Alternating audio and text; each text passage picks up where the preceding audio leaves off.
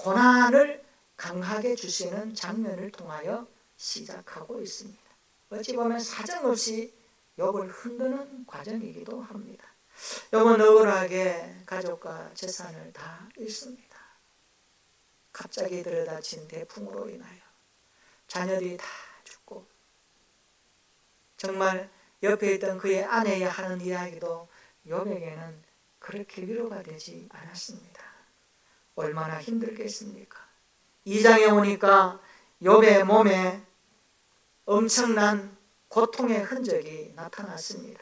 욥기 2장 7절에 이렇게 말씀합니다. 한번 읽어볼까요? 시작. 사탄이 이에 여호와 앞에서 물러가서 욥을 쳐서 그의 발바닥에서 정수리까지 종기가 나게 한지라. 아멘. 욥은 온몸에 종기가 나서 뼈아픈 고통을 체험하고 있습니다. 그는 제 가운데 앉아서 질그릇 조각을 가지고 그 아픈 곳을 긁고 있습니다.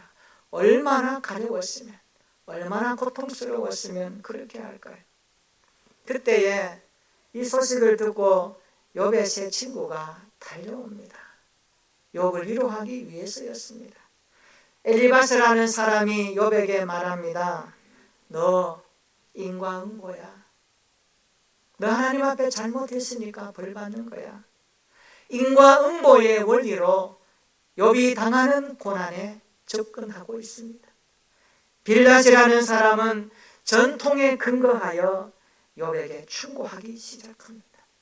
소발은 욥, 내 잘못하면 돌아봐.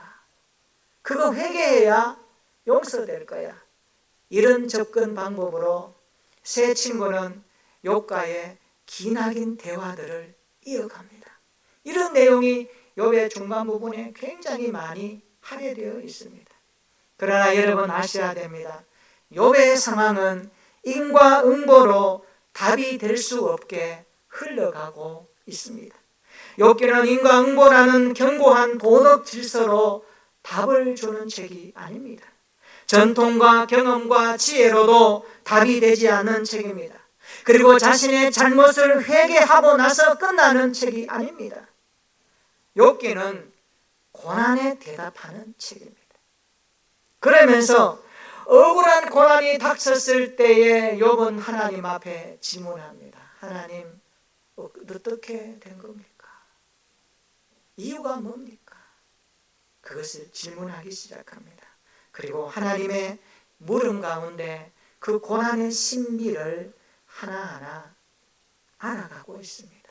또한 하나님께서는 신비로운 놀라우신 분이라는 것을 우리에게 보여주는 책이 바로 욥기 성경입니다. 우리가 읽었던 욥기 7장에 오면 욥은 인생을 탄식하며 절규합니다. 엄청난 고난과 절망이 그의 입술에서 나오기 시작합니다. 욥기 7장 1절 2절 한번 보시기 바랍니다. 욥은 자신의 인생을 마치 품꾼이 종의 날과 같다. 품꾼이 일하는 종과 같은 날로 그렇게 비유합니다. 마치 품꾼과 종처럼 살아야 하는 자신의 고난과 아픔을 표현하고 있습니다.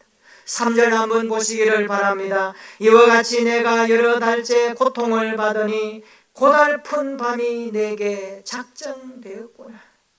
욥기 7장 4절 한번 읽어볼까요? 우리의 가슴을 쓸어내리게 하는 표현입니다. 욥기 7장 4절입니다. 시작. 내가 누울 때면 말하기를 언제나 일어날까 언제나 밤이 갈까 하며 새벽까지 이리 뒤척 저리 뒤척 하는구나. 아멘. 우리가 살다 보면 이런 경험 혹시 있지 않았습니까? 고난의 무게 앞에 그 짓눌리는 고통이 너무 괴로워 새벽까지 이리 뒤척 저리 뒤척 뜬 눈으로 보낸 날들이 있었을 것입니다. 5절 한번 보세요. 지금 욥의 상황이 얼마나 처참한 상태인지 알 수가 있습니다. 내 삶에는 구더기와 내 살에는 구더기와 흙덩이가 어복처럼 입혀졌고 내 피부는 굳어졌다가 터지는구나. 욥은 지금 희망 없는 나날을 보내고 있습니다. 그의 생명은 바람같이 지나가는 죽음의 임박함을 느끼고 있습니다. 9절 한번 보십시오. 마치 자신이 수월로 내려가서 다시 올라오지 못할 것 같은 그런 상황에 처해 있음을 그는 말하고 있습니다.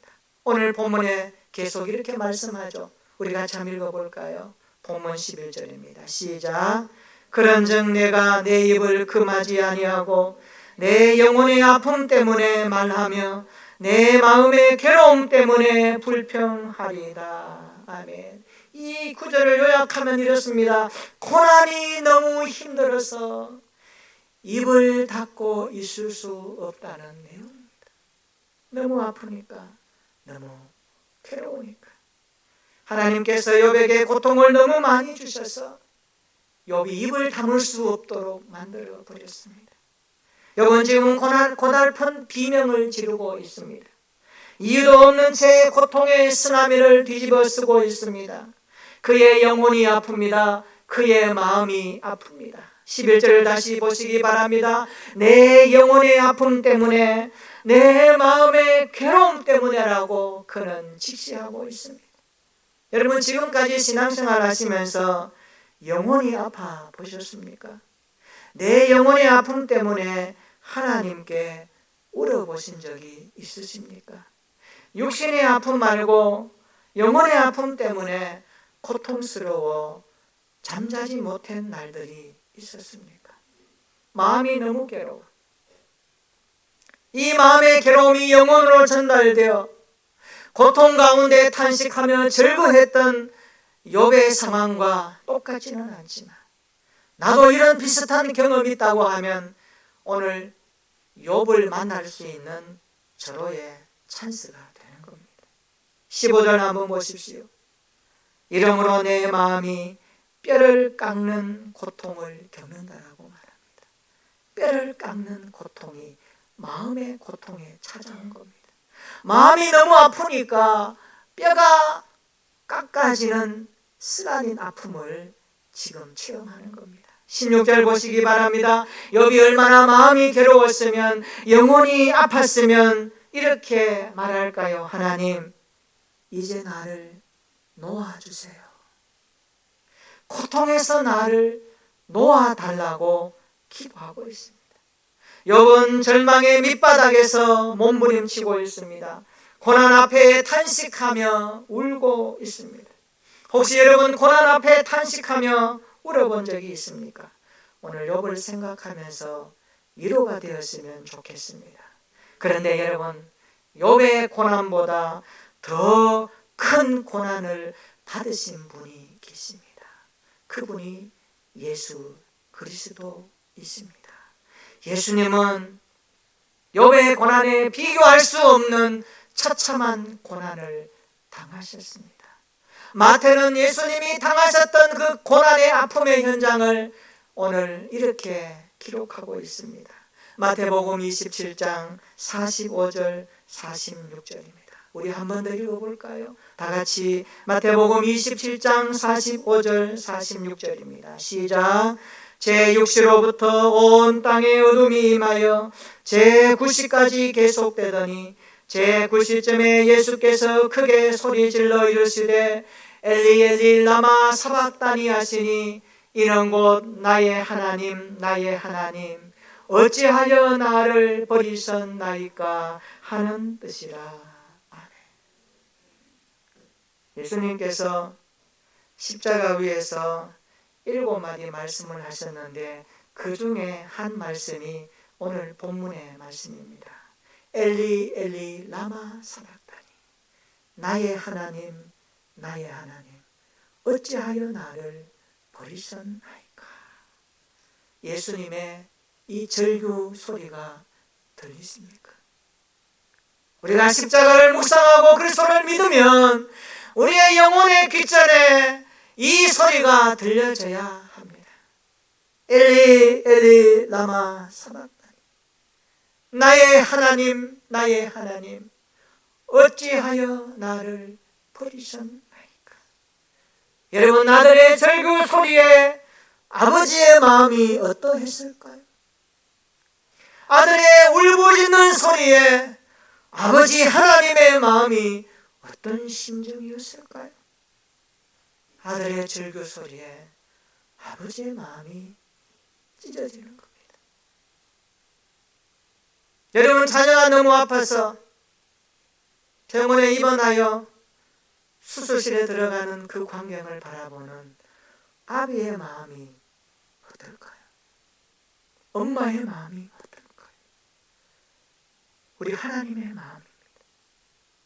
엘리 엘리 라마 사박다니, 나의 하나님 어찌하여 나를 버리셨나이까.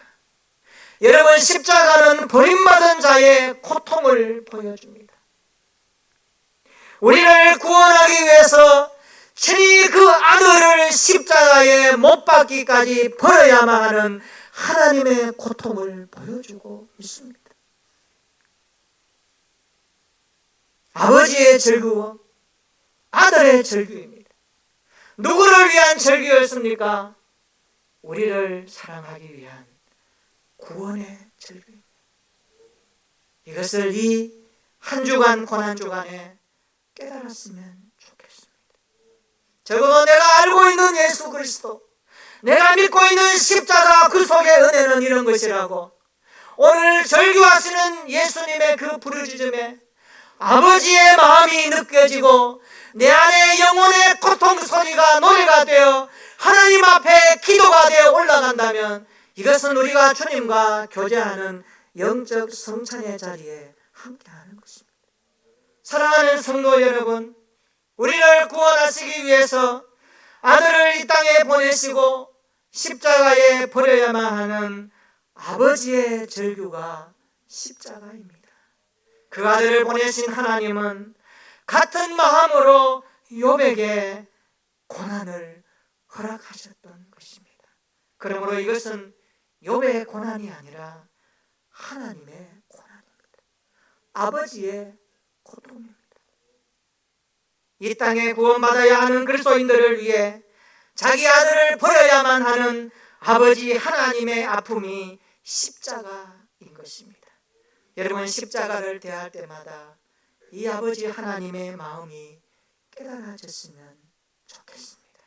그래서 그 마음을 나도 품고 나도 좀 더 성장하고 성숙한 그리스도인으로 세상에 고통하는 자들, 세상에 아파하는 자들, 세상에 외면받아 이리저리 갈 길 몰라 소망 없는 저들에게 내가 체험한 예수 그리스도를 말해줄 수 있는 복음의 사람이 되었으면 좋겠습니다. 여러분, 이 시대 가운데 진정한 소망이 무엇일까요? 시편 39편 7절에 다윗은 고백합니다. 주여, 이제 내가 무엇을 바라리요? 나의 소망은 주께 있나이다. 여러분, 지금까지 무엇에 소망을 두고 사셨습니까? 어디에 인생의 종착지라고 믿고 살았습니까? 이 세상입니까? 명예입니까? 권력입니까? 성공입니까? 다 부질없습니다. 시대가 가면, 시간이 가면 다 지나가는 한낮 바람에 불과합니다. 그래서 우리는 알아야 됩니다. 진정한 소망이 무엇인가? 진정한 행복이 무엇인가? 주여, 이제 내가 무엇을 바라리요? 나의 소망은 주께 있나이다. 우리 모두의 소망의 뿌리가 예수 그리스도가 되시기를 축원합니다. 거기서 나오는 생명의 역사가 웅터나서 부활의 아침에 도달하여 우리 모두가 함께 그리스도의 나라에 도달할 때까지 소망을 굳건히 붙들고 고통과 아픔 가운데도 믿음으로 승리하는 나날들이 되었으면 좋겠습니다. 여러분, 종료주일 시작하는 고난은 이런 의미를 담고 있는 것입니다. 여러분, 성찬이 무엇일까요? 6월절 어린 양으로 시작된 구원의 역사가 예수님을 통하여 완성된 것을 기념하는 것이 성찬입니다. 떡과 포도주는 예수님의 몸과 피를 상징하므로, 예수님의 구속의 십자가를 묵상하므로 우리는 성찬에 참여하는 것입니다. 그래서 성찬 예식을 출애굽기 12장 14절에는 이날을 기념하는 6월절이라고 말씀하다가 고린도전서 11장 24절로 25절에 바울은 이렇게 이야기합니다. 나를 기념하라는 예수님께 초점을 맞추고 있습니다. 그렇습니다. 성찬 예식은 주의 죽으심을 그가 오실 때까지 기념하는 예식입니다. 성찬을 대하는 성도는 어떻게 대해야 될까요? 자기 자신을 살펴야 됩니다. 내가 누구인가? 왜 예수님이 십자가에서 고통당해 주셔야 하는가? 그 진정한 이유가 내 자신에서부터 출발되어야 합니다. 그리고 주의 몸을 분별하며 받아야 합니다. 거룩하게 받아야 합니다. 십자가 은혜를 기억하며 받아야 됩니다. 고백과 감격함으로 받아야 됩니다. 결심함으로 받아야 됩니다. 이제 내가 살아왔던 삶을 돌아보며 받아야 합니다. 그러므로 주의 죽으심을 늘 기억하며 기념하는 주의 성찬에 참여하는 것이 우리가 하나님과 함께하는 현장입니다. 우리 그리스도인이 하나님과 함께하기 위한 최고의 행동이 무엇일까요? 그것은 성찬 예식에 함께하는 것입니다. 그러므로 성찬식은 고난의 자리에 동참하는 예식입니다. 성찬식은 그 아들을 보내신 하나님의 마음에 동참하는 것입니다. 예수님의 고난은 욥의 고난에 비교할 수 없는 고난입니다. 내 영혼의 아픔 때문에 울고 계십니까? 내 영혼의 아픔 때문에 탄식했다면 오늘 욥의 고난이 십자가를 통하여 극복되는 은혜가 있었으면 좋겠습니다. 이 땅에 구원받아야 하는 그리스도인들을 위해 자기 아들을 버려야만 하는 아버지 하나님의 아픔, 그 십자가를 우리도 체험했으면 좋겠습니다. 그래서 십자가를 대할 때마다 아버지 하나님의 마음이 깨달아져서 이전보다 대한 그 은혜의 놀라우심을 좀 더 깊이, 좀 더 넓게, 좀 더 높게 체득하여 우리의 신앙이 무르겨가는 온전한 성도들로 살아갔으면 좋겠습니다. 여러분, 영혼의 아픔 때문에 우셨습니까? 괜찮습니다. 십자가 앞에서 여러분의 울음이 멈출 그날 부활이 기다리고 있습니다. 그날을 바라보며 종료주의를 기점으로 이번 한 주간 고난의 잔에 함께 동참하며 그리스도를 깊이 묵상하며 우리 인생의 고난도 그뿐이 십자가 은혜로 뛰어넘어 우리 모두가 함께 소망의 부활을 바라보며 힘차게 달려가는 한 주간이 되시기를 예수님의 이름으로 축원합니다.